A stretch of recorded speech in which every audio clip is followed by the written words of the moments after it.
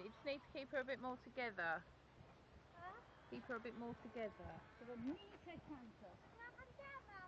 No. So she's what we call fairly free. I suppose it's to get a little bit more on her hops, isn't it? Well, it's just in general because she can have a jump. And if you have it too free, I'm not kidding, she takes off, it will jump big. Fly. So you need to keep it neat-ish.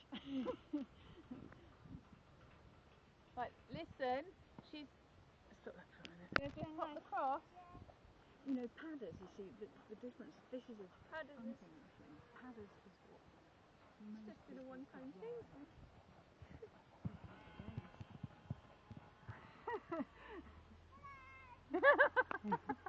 Hello, Freddie. That was nice. Do you want to do that one more time? She's smiling.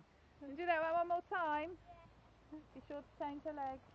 She's one of those type of ponies who is Well always, she loves jumping so much. She's always so keen. If I'm implicitly correct, should I be shutting the gate or not? No. Whee! Right. Circle, circle. Don't let her... Oh. She's getting going. Circle her up there.